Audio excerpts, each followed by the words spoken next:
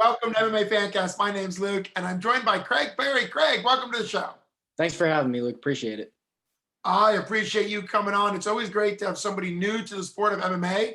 You're going to be making your debut in amateur MMA for 247 Fighting Championships Brawl in the Berg 9, October 23rd. So we're under a month out. So let's talk. How do you feel under a month away from your debut fight? I feel good. I mean, training's going well. It's getting to like that peak point where I think my coach is trying to push me the most. But the hardest part for sure is the diet, like the cutting the weight and stuff like that. That's something new to me. And I can see why fighters always talk about it. Now you know why it's always brought up. Yes.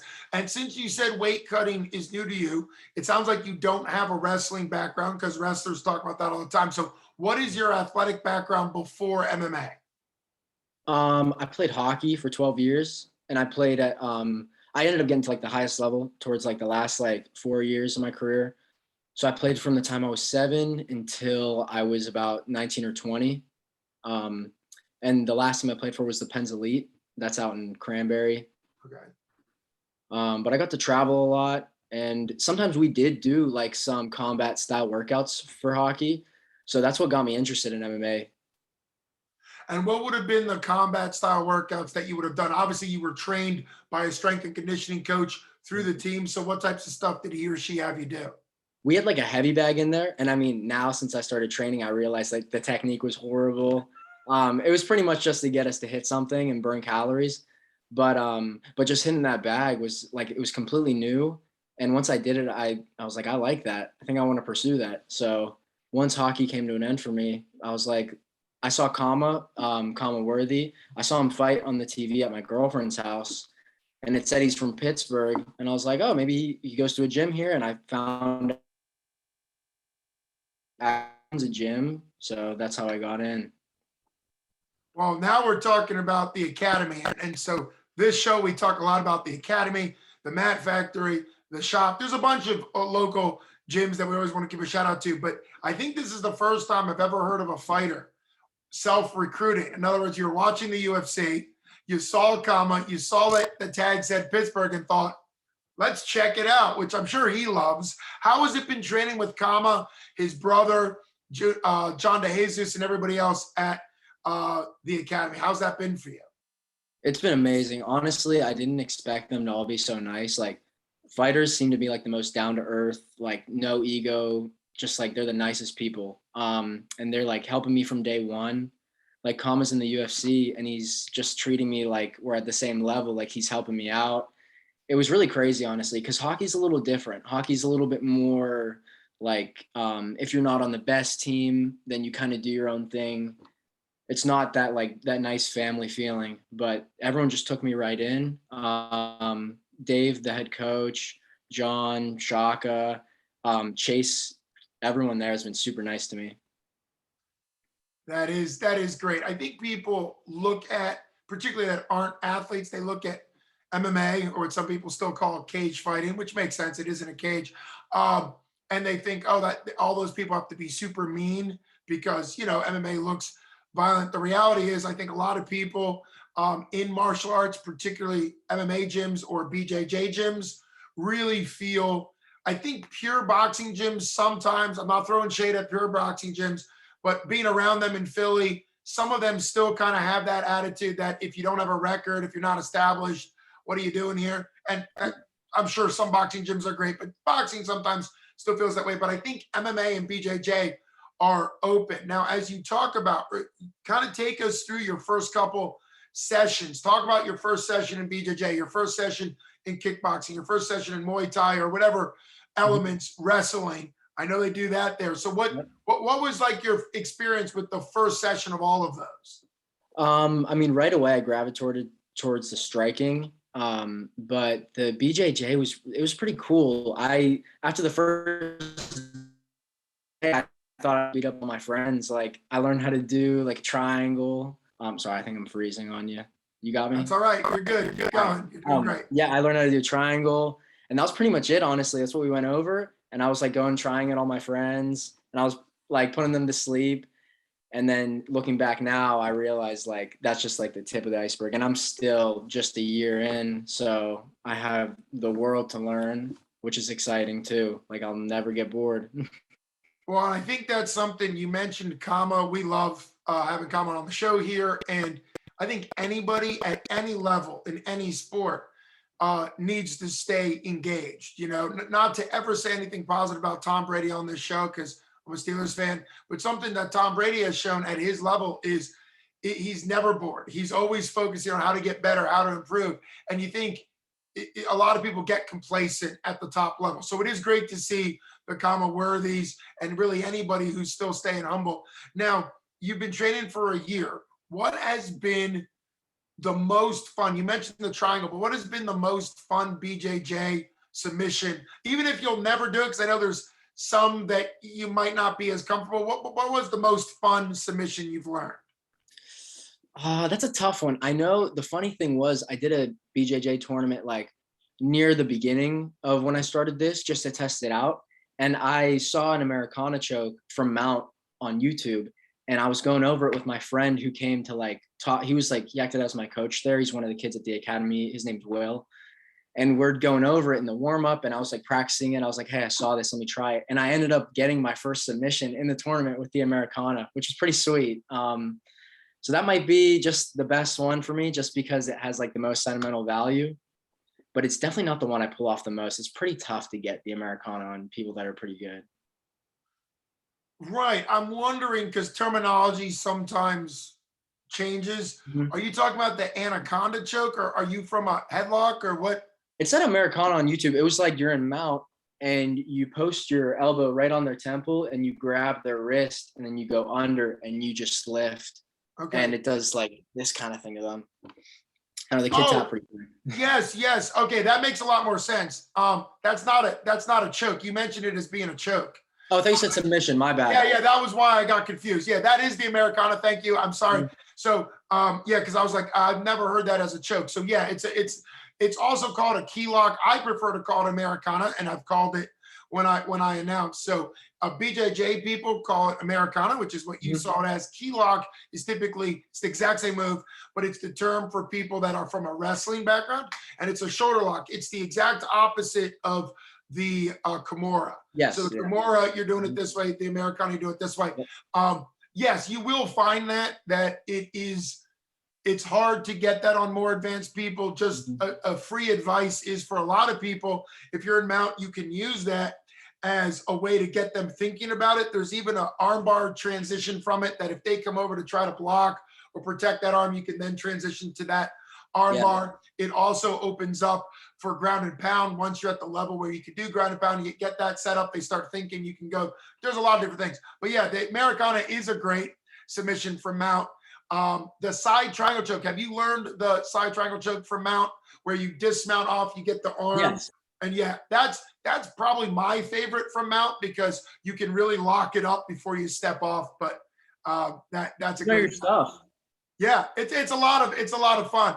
So how many tournaments have you done? You did that one. Like what things have you done to kind of prepare and get ready for your first? Because MMA combines everything. For a lot of people, it's a lot to combine. So have you done more jiu-jitsu or is that kind of enough for you to feel comfortable?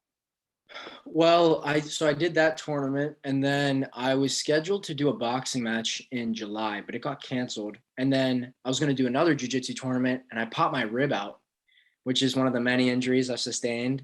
And I've learned that that's like part of it. You got to just like work around those injuries because they're always going to be there. So I've done a smoker fight in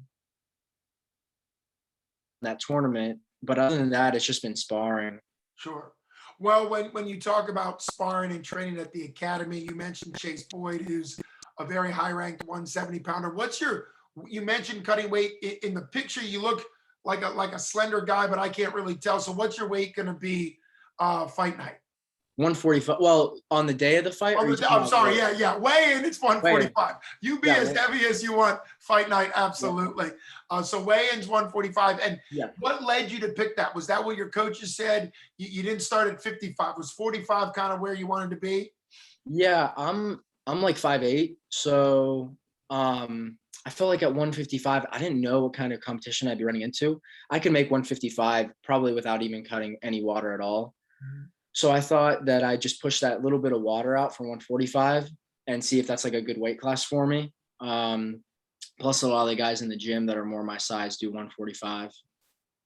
And then that can be good. It can be good to gauge yourself off what other people do. Some guys, they carry their body a little differently. I remember when Donald Cowboy Cerrone, who's 6'1", was fighting at 155. It made him susceptible to the body kicks because he couldn't really protect himself as far as enough muscle there. But that's a tall guy for 55. There's plenty of 6'1" guys that fight at 85. I mean, so there's a lot of range in MMA. I wanted to ask you a question about hockey. A couple questions. One is, what was the most exciting accomplishment or experience that you had in hockey? That one's easy. That one's by far. There's a tournament at the end of the year, and it's to go to nationals. You have to win your district. And I wasn't playing for the Pens Lead at the time. I was playing for the other. It's called AAA. For just anyone like before you get to junior hockey. And so I was on this team called the S Mark Stars, and we upset the Pens Elite in the finals to go to nationals. And that was a crazy moment. That was definitely the best.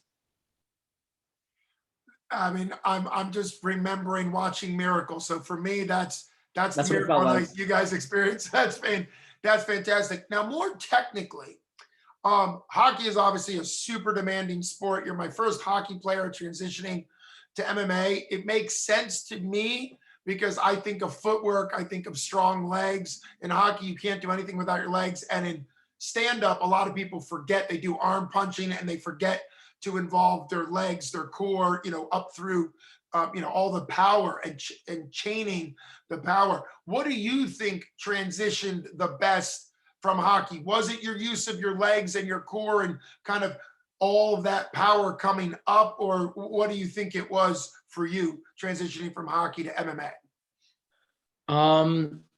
I think it probably was the leg strength. I know that it seems like Takama, you can never be bending your legs enough. He's always telling me to stay low. But they do say that like my legs, like whenever I first started, like saying they were really nice to me. They were like, yeah, look at the power in his legs. Like that could be a strong point.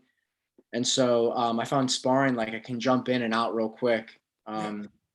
And it's like without even thinking about it. So that's probably the thing that transitioned the easiest, as well as I was a goalie. I don't know if I mentioned that in You did hockey. not. Yeah. Okay. I was a goalie. So the hand speed came to me pretty naturally as well. So sometimes I still take the 2 racquetballs and I'm working against the wall just to keep that hand speed around. Yeah, absolutely. It makes sense that any skill that you learn training wise, sounds like the racquetball was from hockey because of being a goalie and the puck and all that. You could continue to train that in Alexander Volkanovsky, who's actually the 145-pound. The rugby guy. Yeah, rugby guy. I was just going to say rugby.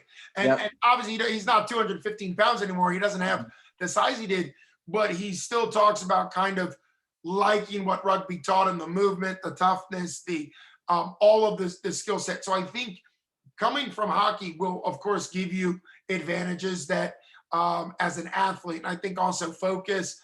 You mentioned being a goalie. I would assume being a goalie, not only the eye hand speed, but you kind of have to be very attentive. You got to watch for everything. And in fighting, you have to really keep your attention where it needs to be. And I would think when they have multiple shooters coming at you, you've learned to be kind of transition quickly. Is that something inspiring? Because as MMA, people don't always understand this, that the brain for boxing gets in boxing mode or kickboxing or jiu-jitsu. But with MMA, you have to go from wrestling offense to wrestling defense, punching, boxing offense to boxing defense, submission offense to submission defense, and all of it mixed in. So how has it been kind of in those transitions? Yeah, definitely the having just someone fire a puck at your face for like 12 years, it really develops like just no fear. Like you just got to put fear out. And sparring it came back a little bit because I had the first guy I sparred against boxing was John, and you have like this guy with like a 76-inch reach, and he's looking at you like he wants to kill you. And I was like thinking in my head, I was like, is this guy gonna kill me right now? But after a few sessions, like you start getting more used to it and you start seeing like those hits, they're annoying and you don't want to get hit a lot in sparring, but they're part of the game and you just got to learn to like put it to the side. So I think that's something that I've been able to bring over from hockey. And then, yeah, the transitioning from one thing to another, like a lot of people, they get stuck on one thing at a time. Like if they're a wrestler, they're going to be a wrestler in the gym. But I think that since I had a background in sports and like being an athlete, but I didn't do one martial art, it's made me susceptible to be able to learn all of them at once.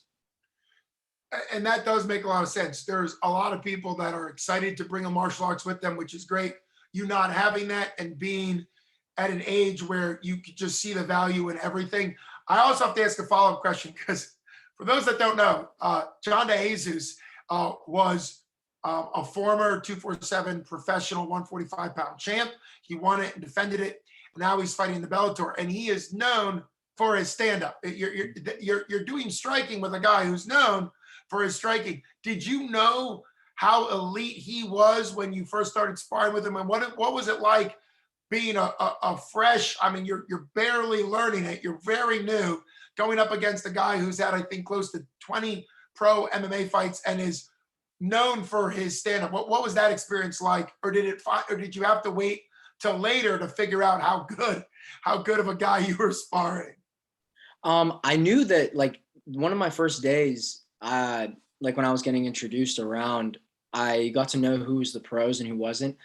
But to me, I was just there. I was like, I'm just going to learn this stuff. And in 3 months, I'm going to be at their level ready to go, like super ignorant. Because I mean, everyone that sits on the side, especially if you're an athlete, you're like, I can learn that. Look, they're just standing in there throwing punches. But when I sparred with John, I realized like it's so much more. And like, I was a novice. I'm still, compared to him, I'm still a beginner. But yeah, you just realize how good these professionals are. Like everything has a purpose and everything is like perfect. Every shot they throw. And when you think, and I think one of the things that's missing for a lot of people is, and you mentioned it in hockey, is you stay in your level. If you're baseball, you're playing Legion ball, or you're playing high school ball or college, but you're always playing against people at that same level. Same with hockey. Even if I've known professional baseball players, professional football players, they move up and then they're only surrounded by sort of that level. I think MMA is very interesting and pretty cool, unique that an amateur and sometimes kids, right? Kids are being trained by Kama, and they don't even quite understand, I think, how good Kama is, but he always calls them his little ninjas. But Yeah. it's funny to think of, people that are brand new to the sport training right alongside pros. And I always say there's novice amateurs, like the first 3 fights in Pennsylvania, you fight novice rules. So that's novice. Then there's advanced amateurs. And even between novice and advanced, and you'll see this, that once you get past your first 3 or 4 fights, you'll be doing things differently because you'll have learned. And then when the advanced amateurs, like you have one of the best advanced amateurs at an amateur level in Chase Boyd, that trains there. I mean, that's a high level guy who's pushing almost double-digit fights in amateur, which isn't really heard of. But then when people are low in pro, their first 3 or 4 fights in pro, they're training a different way. So you're training with guys who are not only pro, you're training with guys who are pro 15, 20 fights into their career. And I think it's great to see the development from brand new all the way up to some of the best in the world. So that's what's really cool about MMA. You wouldn't really see that in football. You're not going to go into the Steelers locker room and see kids, right Exactly. there training along with them. It just wouldn't happen. So it No, is really never. cool.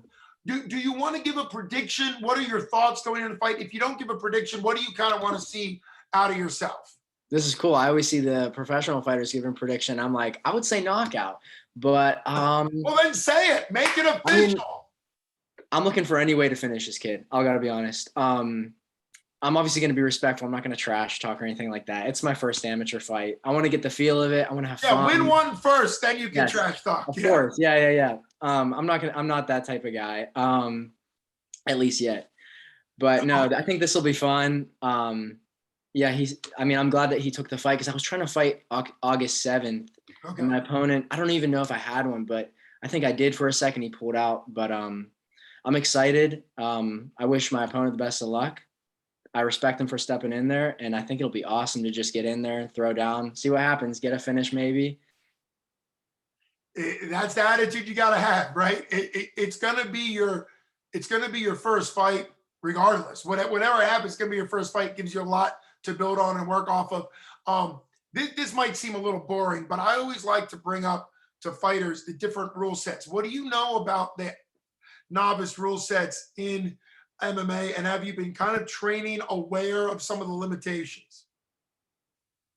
Yeah, so I know there's no head kicks, which I definitely have to take out of my game because I love head kicks. Clearly, yep. There's no elbows or knees from what I've been told, and no ground and pound. Am I right?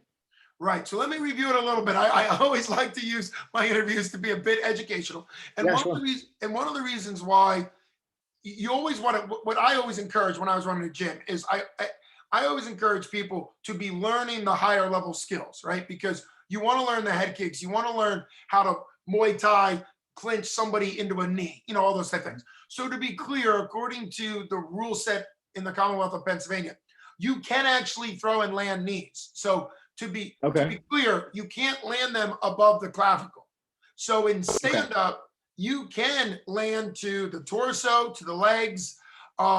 It can be a little tricky. There's some technical things. If you've been learning to pull the head down for like a good Muay Thai knee to the face, you can't do that. I always tell people if they're gonna land knees Muay Thai style, you kind of need to control the head so you know you're not gonna hit it. Most of the time, it's knees on the ground that are more effective. You fight at whatever you want to do. You can land knees on the ground. To be clear, it's got to be below the clavicle.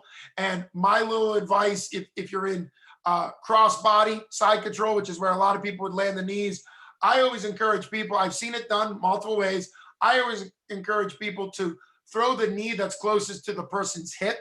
So wherever side you're on, to throw that knee, you can generate a lot of power and you can actually do damage. I've seen one fight stopped in Philadelphia because a guy got a rib injury. Oh, Um, I've also seen novice fighters use the knee closest to the shoulder, and you can still throw that. You just have to be aware that if it slips, up off the shoulder, you could potentially hit him in the face, which is then illegal. So personally, I've always encouraged people to throw towards the hip, but at the Flood City Fight Night, one of the fighters was throwing towards the head, completely legal. It was always shoulder and down. And I would say for the opponent on the bottom, it's a lot scarier to have knees coming here. So you may want to throw the knees towards the upper part because obviously it's scarier.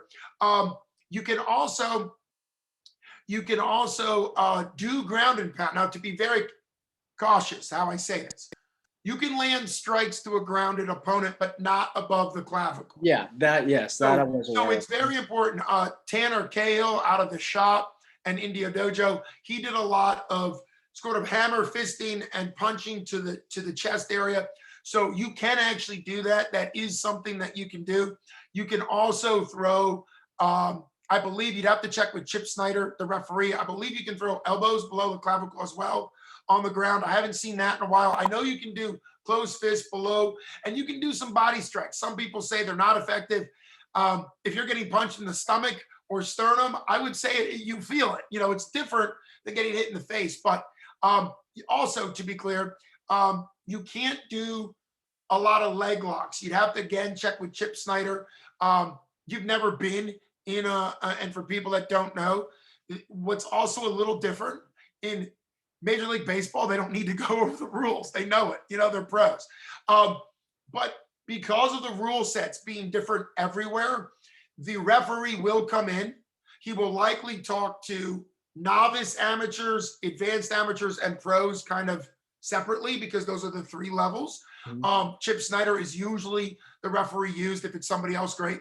But ask him questions. Make sure that you tell the referee, hey, can I do XYZ in this position? That way he knows that you're on the same page. Because every once in a while at the novice amateur level, a person will throw a strike that then gets ruled illegal. So for example, if somebody's on their knee, you can't punch them in the head, right? Yeah. It might seem basic now, but I saw a fight outcome change because somebody landed a punch when a guy was on his knees because it was Mhm. just instinct. So you do have to kind of know that there's that there's, there's a learning curve, but it's been great having you on. Hopefully this has been good for you. It's been wonderful having you on the show.